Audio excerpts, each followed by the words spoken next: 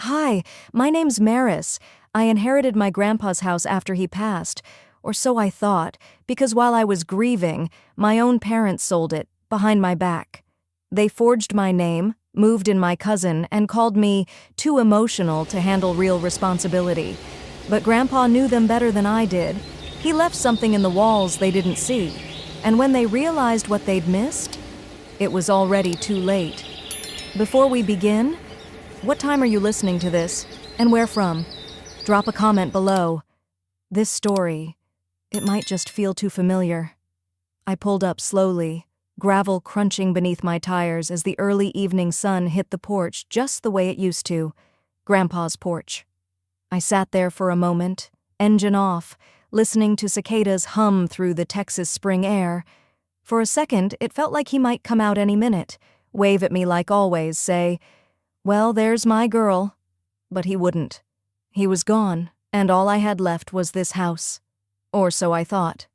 When I stepped out and walked toward the mailbox, something caught my eye. The brass nameplate that used to read Blythe had been polished. No, replaced. A new engraving gleamed beneath the sunlight. Zinnia Langford. My heart stuttered. Zinnia? My cousin who used to fake allergies to skip helping Grandpa in the yard? That Zinnia?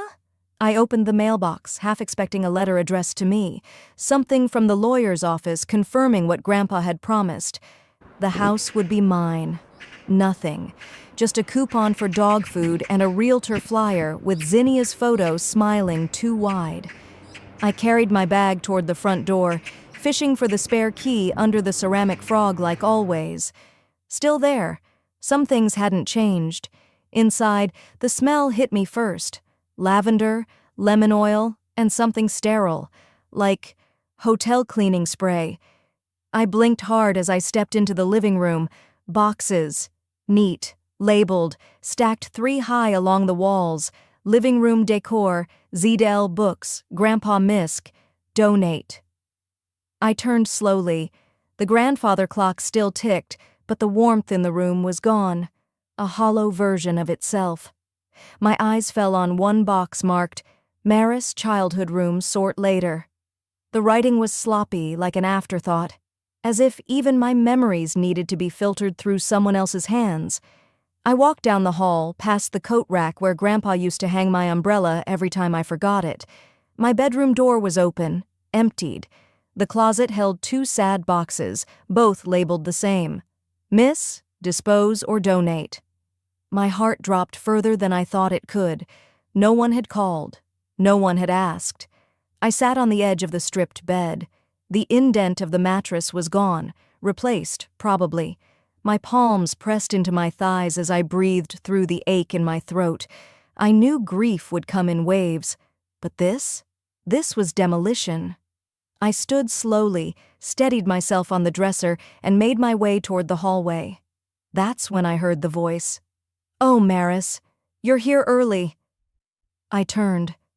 My mother stood there, perfectly done up as always, lipstick fresh, heels clicking against hardwood like she hadn't just buried her father last week.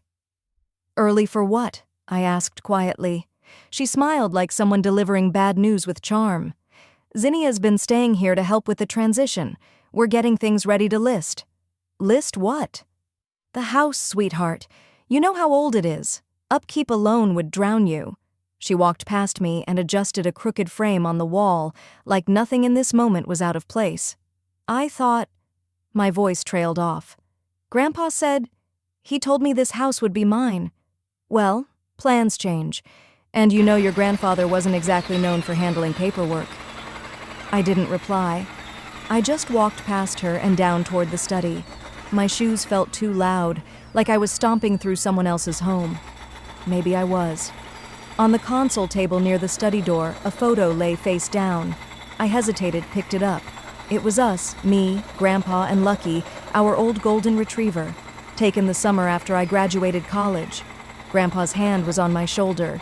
His smile crinkled the corners of his eyes the way it always did when he said, "This house has good bones, just like you."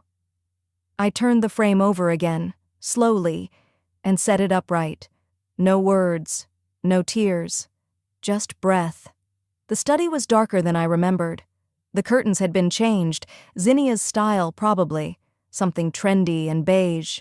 I moved toward Grandpa's desk. It still smelled faintly of cedar and ink. I opened drawers one by one, careful not to disturb the arrangement. Nothing unusual, until the last drawer on the right. It was locked.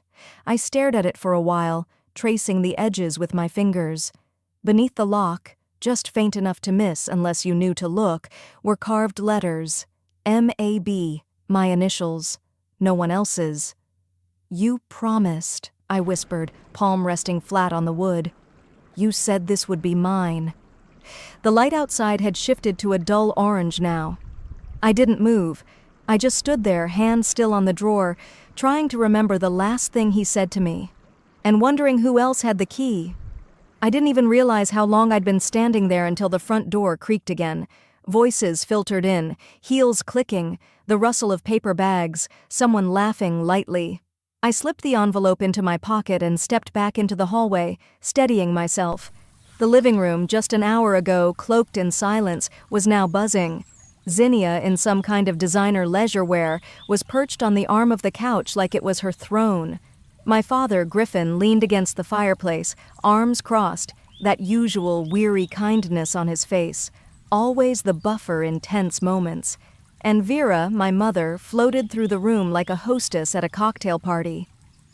"We were wondering where you went," she said, smiling too wide. "I told them you were probably just reminiscing." I didn't answer. My eyes flicked to the coffee table, where a folder now sat. Thick, tidy.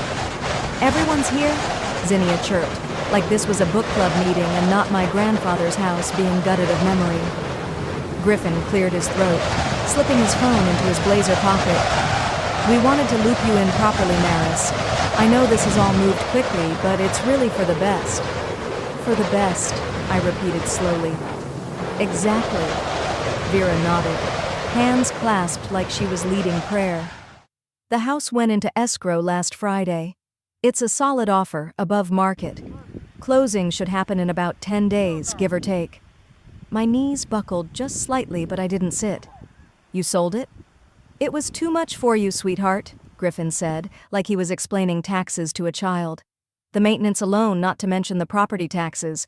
You're a librarian. How would you even begin to keep up with it?" Zinnia added with a laugh. "You should be thanking us. I mean, no stress, no mortgage, no roof leaks. You dodged a bullet, cousin."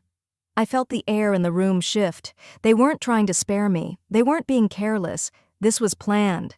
Vera picked up the folder, walked over, and handed it to me. "This is just acknowledgement paperwork. The buyer will come by tomorrow for a final walkthrough." I opened it with slow fingers. It was all there. Escrow details, closing date, signatures. My name wasn't one of them. "I didn't sign anything," I said. "I didn't even know there was a sale." "You didn't need to," Griffin said gently. "The property was in the family trust. That gives us executive control. Grandpa told me he left the house to me, that it would be in my name." My mother gave me a look I knew too well, somewhere between pity and exasperation. "Well, dear, verbal promises don't hold up in probate. You know that." I swallowed hard, still standing, the folder heavy in my hands. "And none of you thought to mention any of this? Before you packed up my childhood and slapped someone else's name on the mailbox?" Silence. Zinnia twirled her bracelet. "We didn't think you'd take it so personally. It's just a house." "No," I said quietly. "It wasn't. It was a promise." No one answered. Griffin shifted, Vera sat, and Zinnia smirked at something on her phone. I left the room. The late afternoon sun had settled lower in the sky. I pushed open the back patio door, stepping out into the warm air. Grandpa had planted honeysuckle along the fence line, years ago. It still bloomed, wild and soft. I stood there, letting the heat soak into my skin, wondering how many decisions had been made about my life while I was still wiping my eyes at the funeral. Inside, laughter broke out. Someone said something about dinner plans. It didn't fit. None of it did. Later, after they'd all left, Zinnia with a "see you tomorrow," like we were co-workers, I collapsed into the kitchen chair and checked my phone. I shouldn't have. A post from Zinnia, a carefully curated shot of Grandpa's porch with the caption, "Some people care more about property than peace. Grandpa deserved better than drama." And the comments, "Let the dead rest. Can't believe Maris is fighting over a house. Disgusting." There's always one. My thumb hovered over the screen, numb. They were rewriting the story before it even began, painting me greedy, selfish, ungrateful. And it was working. I stood, moving without thinking, straight to the study. The screwdriver was still in the junk drawer. I pried open the lock. Wood splintered, something inside me with it. A single envelope. My name, written in Grandpa's hand. I held it, unopened. My voice cracked. What have they done? Back at my apartment, I shut the door behind me with a quiet thud and leaned against it, still gripping the envelope. I hadn't even taken my shoes off. My purse slid off my shoulder and hit the floor with a soft thump, but I didn't move. The silence was thick. No hum of conversation, no clinking of glasses. Just me. And the envelope. I walked to the kitchen table and sat down slowly, like every inch of my body was suddenly made of stone. I stared at my name on the front in Grandpa's handwriting, steady, slanted, unmistakably his. I opened it. Inside were two things, a folded copy of his original will and a yellowed sheet of notepaper. My heart picked up pace. His handwriting again. If they sold the house, check the signature, and check the date. You weren't in town. I read it 3 times. My hands trembled as I laid the will aside and dug into the folder Vera had given me earlier. I pulled out the copy of the sale agreement. There it was, my signature. Perfectly forged, right down to the slight slant in the M and the little loop at the end of the S. I hadn't signed anything. Not for the house, not for a sale, not for a single damn thing. My mind raced as I got up and pulled my laptop from the side table. I opened my inbox, hands moving on instinct now. Search. Seattle. The librarian conference. I found the flight confirmation. Departure, May 11th. Return, May 16th. I opened my digital calendar next. 4 days packed with workshops, keynote speakers, hotel bookings, and networking breakfasts. I even had a photo of me on a panel, still in my email, sent by a colleague. The sale document was dated May 13th. I hadn't even been in the state. I exhaled, slow, bitter. Then I pulled open the bottom drawer of my desk and grabbed an old plastic file folder. I wrote in thick black letters across the front, "Truth." I dropped in the will, the flight confirmation, and a printed copy of the forged sale page. I sat back and stared at the folder. They hadn't just taken the house. They'd erased me from the story and signed my name like I was already gone. At midnight, I picked up my phone and called Linda, one of my fellow librarians who'd organized the Seattle panel. She answered groggily. "Maris, everything okay?" "I'm so sorry to call this late," I said quickly. "Can I ask a huge favor?" There was a pause, then, "Of course." "Could you send me a letter? Just something confirming I was there the week of May 11th through 16, specifically that I spoke at the symposium on the 13th? Her voice perked up. "Yeah, definitely. I remember that day. You killed it up there." "Thanks," I said, my voice tighter than I wanted. "I really appreciate it." After we hung up, I plugged in my phone, walked into the bathroom, splashed cold water on my face, and then remembered the old family iPad. Vera had synced all her devices once when I helped her recover a password. Her texts and cloud photos had backed up across devices. I hadn't thought about it since. Until now. I grabbed the tablet from the shelf in my hallway. It hadn't been used in months, but it still powered on. I tapped open the Messages app and started scrolling. And then I found it. A screenshot Griffin had sent to someone named Edward. His name matched the buyer documents. "We've got her okay. Don't worry. She won't contest. She's passive." My chest tightened. Further down, another from Vera to Griffin. "She's always been a silent one. That's why she's perfect. Perfect. Perfect to disappear. Perfect to ignore. Perfect to walk over." My jaw clenched. My fingers pressed hard into the screen as I took screenshots of both texts, emailed them to myself, and saved them to a USB drive I kept in my drawer. I labeled it the same as the folder, Truth. I held it tightly between my fingers. They didn't just lie, they counted on me to stay quiet, to be soft, to nod politely, blend into the background, and thank them for it. But they forgot something. I stood and looked around my apartment. Quiet, yes, but not weak. I picked up Grandpa's will. I slipped it into my bag. Then I grabbed my keys. You picked the wrong silent one. I didn't sleep. I sat in my car for a while after leaving the apartment, the USB still in my pocket, Grandpa's will lying on the passenger seat like a silent witness. The sun was just beginning to lighten the horizon when I pulled away from the curb and headed into downtown. By the time I parked in front of Skylar Martinez's office, the city had woken up. People walked by with coffee cups and laptops, oblivious to the world shifting beneath my feet. Her firm sat in a modest beige building with a brass plaque by the door, Martinez and Wyatt, Estate and Family Law. I walked in, the documents in hand, and told the receptionist I had no appointment, but it was urgent. A few minutes later, Skylar herself stepped into the lobby, mid-40s, composed, with a kind of calm you couldn't fake. Her dark hair was pinned up, and her charcoal suit looked like it belonged on someone who didn't lose arguments. "You're Maris?" she asked, extending a hand. "Let's talk."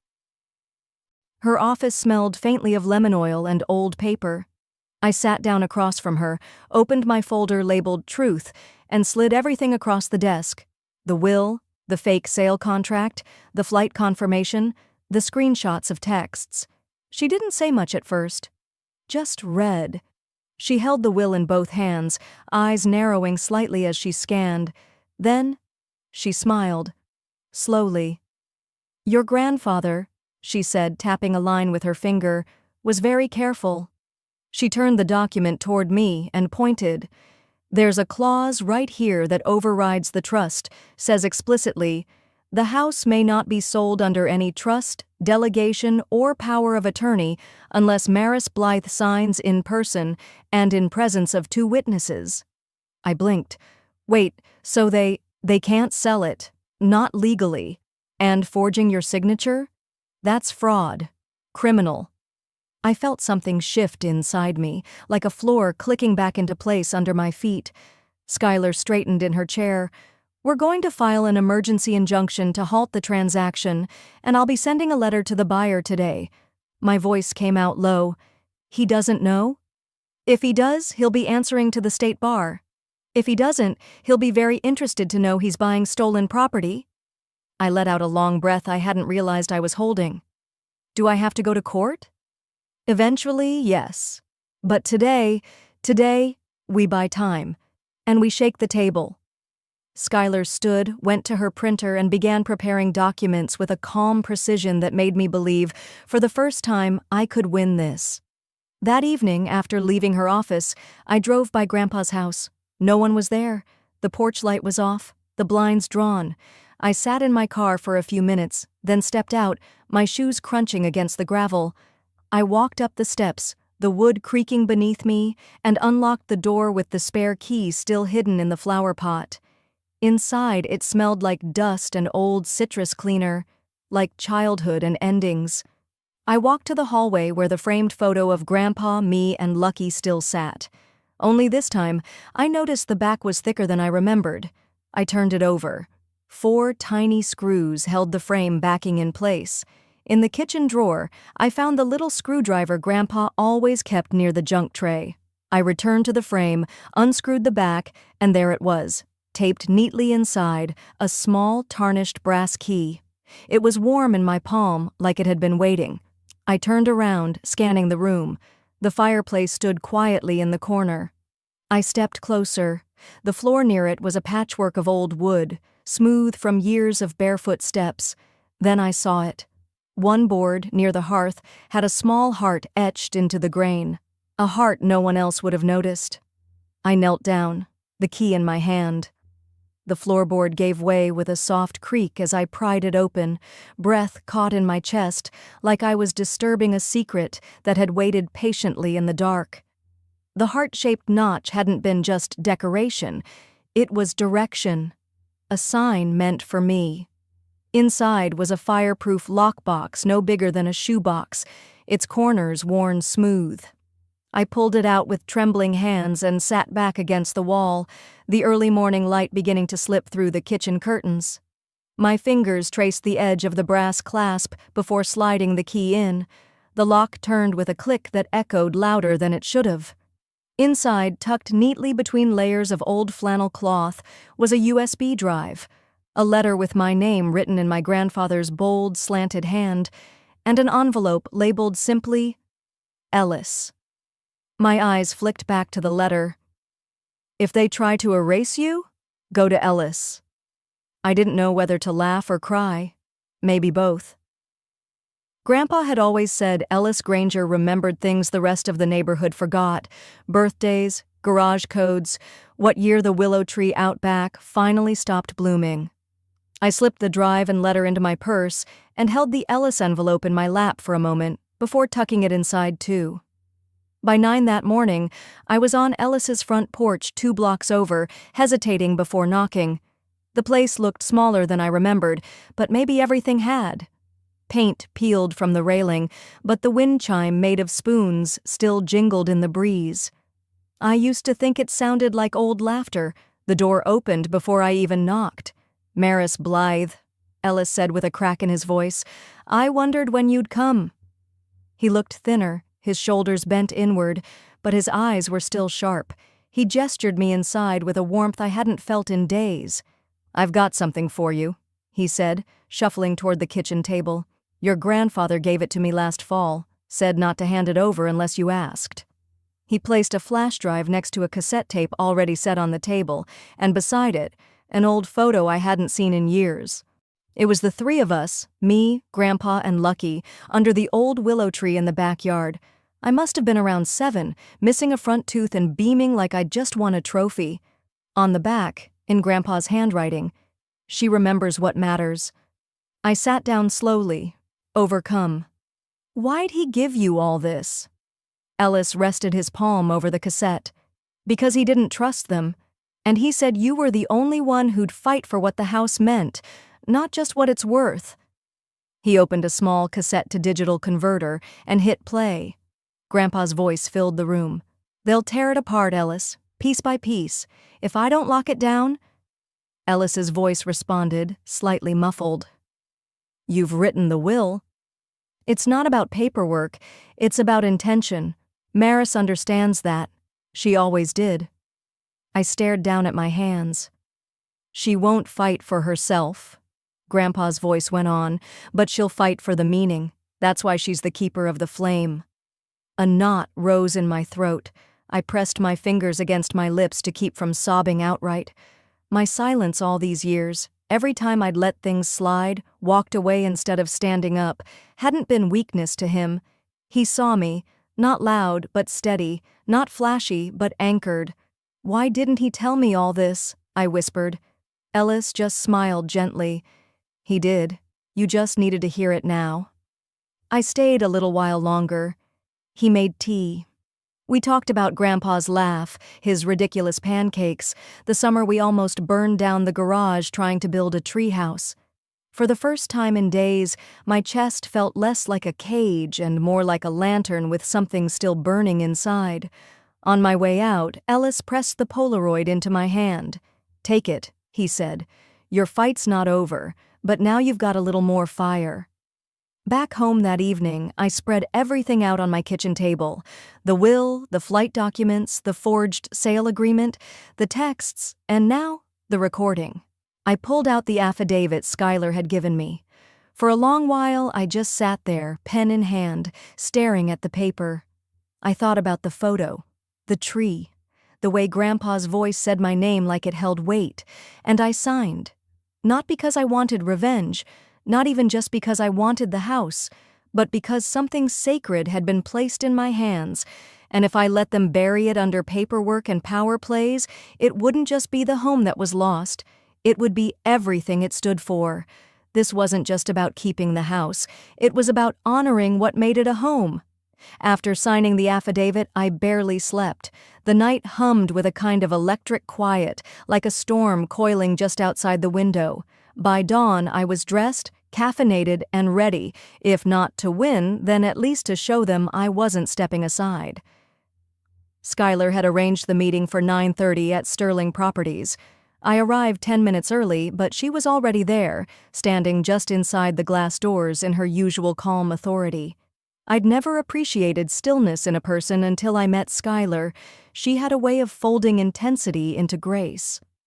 "Let's begin," she said, and held the door. Inside, the air was scented with artificial lavender and varnish, trying to cover the rot underneath. A junior agent blinked at me. "Do you have an appointment?" "She does now," Skylar replied, slipping a thick envelope from her bag. "Cease and desist. Please get Mr. Edward Jackson and your managing broker." The receptionist hesitated, but one look at Skylar's expression had her scurrying off like the floor might cave in. A few minutes later, Edward Jackson appeared. Late 40s, expensive haircut. Confidence cracked just slightly when he saw the legal packet in Skylar's hand. "Skylar Martinez," he said. "You're representing—" "Maris Blythe," she said. "The rightful heir to the property your firm tried to purchase with fraudulent authorization." He raised an eyebrow. "Her mother was acting as the family's point of contact. We were told—" "You were told lies," Skylar interrupted evenly. "This," she tapped the affidavit, "is a sworn statement with evidence confirming my client was not in the state at the time of the alleged signature. And this," she held up a printed copy of the sale agreement, "contains a forged signature." Edward looked at me. His tone shifted slightly, a little patronizing, a little guilty. "Your mother said you were emotional. I should have known better than to take her word as gospel." I said nothing. Sometimes silence lets the shame echo louder. He rubbed the back of his neck. "I'm withdrawing my offer immediately, and I'll be speaking with legal regarding damages to my firm's reputation." Skylar nodded. "I suggest you do, and you may also want to notify your title company that they nearly became part of a felony." Now, by the time we stepped back outside, word had already traveled. Zinnia's name was on the outgoing text of the front desk agent's phone. I recognized the screen. Funny how fast gossip moves when people smell liability. Skylar offered a small, satisfied smile. That was the easy part. I returned to Grandpa's house that afternoon. The driveway was full, again. Vera's car parked diagonally like she owned the sidewalk. Zinnia's Range Rover, its back hatch open. Cardboard boxes were stacked in the living room. Again. Inside, I found them cataloging, as Vera called it. She wore gloves, pearlescent white, and held one of Grandpa's wooden pipe cases like she was reviewing antiques for auction. "We're just documenting what needs to be relocated," she said, not even glancing up. "You mean stolen?" I snapped. Zinnia gave a small, breathy laugh. "That's rich coming from you. Suddenly you care about these dusty old things?" I stepped closer. "They're not things. They're stories, and you're not touching another one." "Maris," Vera sighed, lowering the pipe box, "you've made your point, but your grandfather belonged to all of us, and you're making this divisive." I narrowed my eyes. "No, Mom. You did that when you signed my name on a legal document and called it convenient." Her jaw tensed, but I was already turning. That's when I saw it. One of Grandpa's paintings, leaning against the wall near the door. A landscape of the Colorado mountains we'd once hiked together when I was 15. But something was wrong. The colors were off. Too vibrant. Too fresh. I knelt beside it. Zinnia scoffed. "Please don't start playing curator." I ran my finger along the edge of the canvas. It didn't feel right. Not stretched linen. A synthetic blend. I called Skylar. "I need a favor. Bring someone who knows art." Within the hour, she arrived with a local appraiser, Ms. Levin, a retired museum registrar. She examined the piece without comment for several minutes before speaking. "This is a reproduction," she said. "A good one, but not the original." Vera's tone was sharp. "That's impossible. That painting's been in the family for years." Skylar raised an eyebrow. And yet here we are. I felt something knot inside me. This wasn't about the house anymore. It never had been. They weren't just selling the property. They were laundering what was inside it, replacing originals, gutting memories, converting Grandpa's life into liquidable assets, and calling it closure. I moved through the hall and stopped beneath the attic hatch. I hadn't been up there since high school, but something told me, if they'd hidden one thing, they'd hidden more. I reached up, pulled the rope ladder down, heart pounding, dust swirling. The ladder creaked as I climbed, the air growing mustier with each rung. Light from the hallway barely reached into the attic, but I didn't need much to see the shape pressed behind the chimney wall, something metallic, square, and waiting. I crawled over the beams until I reached it, a small, brushed steel safe tucked behind a loose wooden panel. No keyhole, just a keypad. I stared at it for a long moment, dust clinging to my palms. Birthdays? I tried Grandpa's. Invalid. Mine? Also wrong. Then it came to me, one afternoon years ago, helping him set up an email account. "Let's keep it simple," he'd said, chuckling. "How about Lucky's adoption date?" I typed it in. 0417. Click. The latch gave. The lid opened slowly with a soft groan. Inside was a bundle of aged documents and a flash drive wrapped in wax paper. I lifted out a stack of ownership certificates, each stamped with verified appraisals. These weren't just dusty heirlooms, they were historically significant, pieces I'd seen on Grandpa's study walls my whole life, now backed by authentication. Letters from his insurance provider confirmed the valuations. My stomach turned. They'd been planning to swap them for worthless copies and pocket the cash. Tucked at the bottom, a handwritten note in Grandpa's familiar looping scrawl.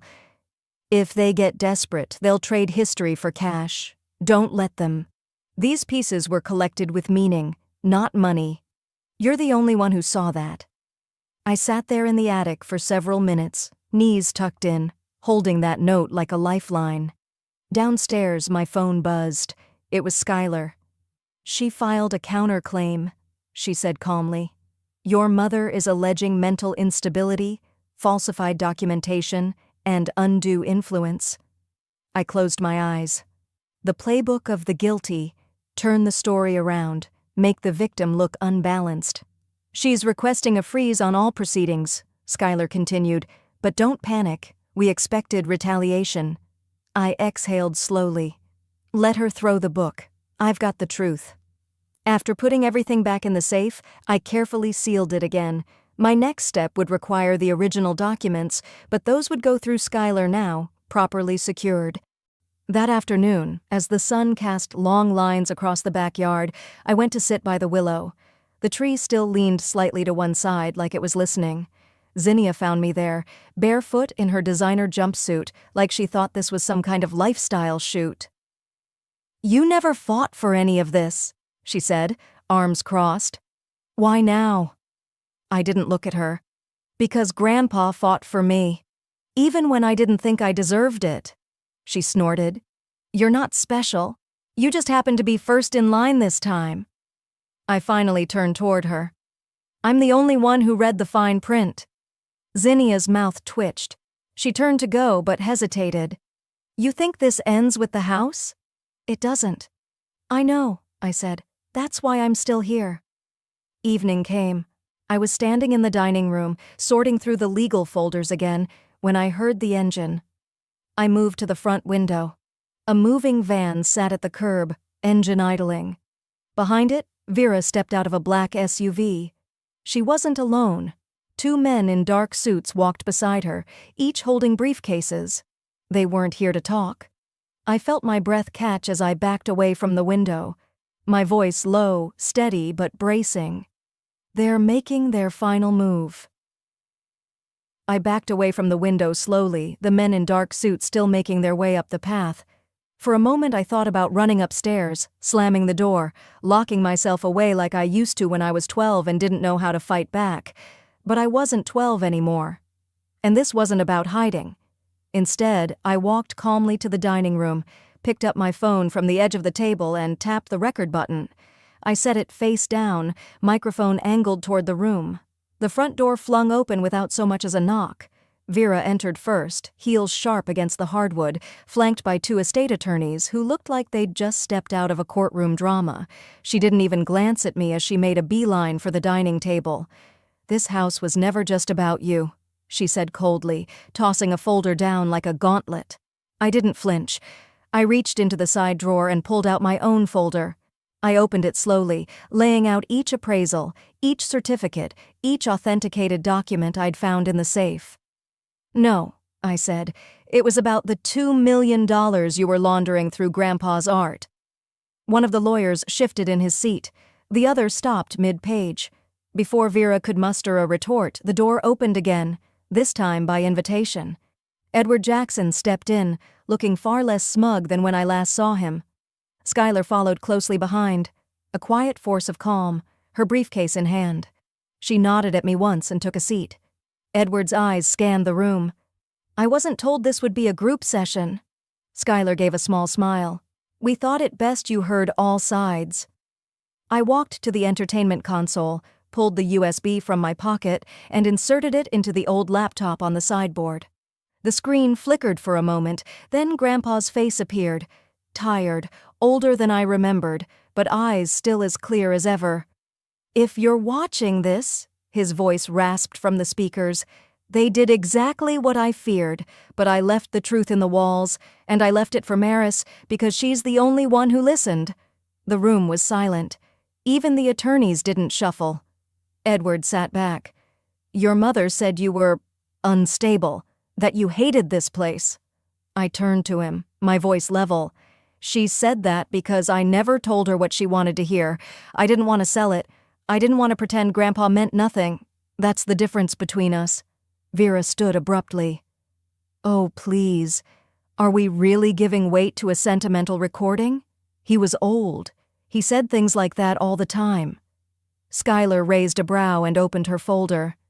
"We also have video evidence of the forged signatures, insurance reports, and emails coordinating the art swap." But Vera wasn't done. She smirked and tapped on her iPad. "Then how about a video of Maris herself saying she wanted to walk away from this house?"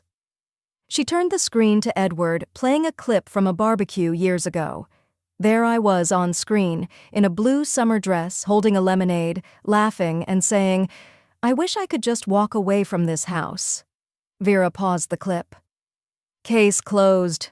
Skylar didn't even blink. "Play it in full." Edward handed her the tablet. Skylar scrolled and played the rest. I appeared again on screen, sighing, my tone shifting. "But I promised him I wouldn't, not after everything he built here." Silence. I stepped forward. They thought I'd stay silent, but silence isn't weakness, it's strategy. I handed Edward the entire case file. Timelines, appraisal records, Grandpa's final video, emails, everything you weren't told. He turned to Vera, eyes sharper now. "I won't be part of this anymore. You've crossed every line." Vera's face contorted. "We gave you life," she hissed. I stared at her, voice calm. "And you tried to sell it back to me." Blue and red lights flared through the front windows. The room fell still. Skylar stood gathering her bag. She looked at the door, then back at Vera. "They're not here for me," she said softly. Skylar's words echoed in my ears as the officers stepped forward, their clipped commands rising over Vera's frantic denials. I didn't say a word. I didn't need to. That moment belonged to truth, and I'd said enough. 3 weeks have passed since then, long enough for the shock to settle, not long enough for the ache to fade. The house is quiet now, quiet in the way you only understand after chaos has been cleared out. The front door creaked the same way it always had. The air smelled faintly of cedar and old paper, and for once, I could walk from room to room without bracing for a confrontation. Vera and Griffin were both charged. Fraud, forgery, conspiracy. The legal language sounded cold and sterile, but the impact was very real. Zinnia avoided trial by taking a deal. She left town without even packing the last of her things. I didn't stop her. Edward testified on my behalf. To his credit, He didn't try to justify his role in the manipulation. He simply said, "I believed the wrong people," and walked away from the sale. I could respect that. The house, legally, is mine now, but I never wanted to just keep it. I walked the length of the hallway that morning, pausing at each room, not to mourn, not to celebrate, but to plan. The boxes lining the walls weren't for leaving, they were for reimagining. One room would be a reading circle for seniors who needed company, another an art room for kids whose families couldn't afford summer programs. In the backyard, I would restore Grandpa's shed into a workshop for community classes. Not a museum, not a shrine. A space to keep the flame alive, like he'd hoped. Ellis came by again today. He shuffled a little slower than last time, but his eyes lit up as soon as he saw the photo in the hallway, the one I'd hung beneath the stained glass window Grandpa loved. It was the Polaroid. Grandpa, me, and Lucky under the old willow, all of us beaming like fools. Ellis placed a small plaque below the frame. "She remembers what matters." I didn't trust my voice to thank him. I just nodded, and he squeezed my hand like he knew. Later that afternoon, I returned to Grandpa's study, the one room I hadn't touched yet. It was still mostly as he'd left it, books stacked in odd towers, a pipe resting on the windowsill. The smell of ink and pine still clung to the air. I opened the last drawer I hadn't checked. Tucked inside, wrapped in a faded cloth napkin, was a leather-bound notebook. The final entry was dated just 3 days before he passed. "Redemption is heavier than revenge, and more lasting. You remembered, Maris. You kept the house alive." I closed the book and held it to my chest. Outside, golden light filtered through the branches. The house groaned quietly in its bones, the same sounds I'd grown up hearing when the nights got cold or the rain came hard. I sank into the old sofa by the window, the one he used to nap on with Lucky curled at his feet. My body finally let go of the tension I'd carried for months, maybe years. They tried to erase me from the story, but the house remembered. And now, so will everyone else.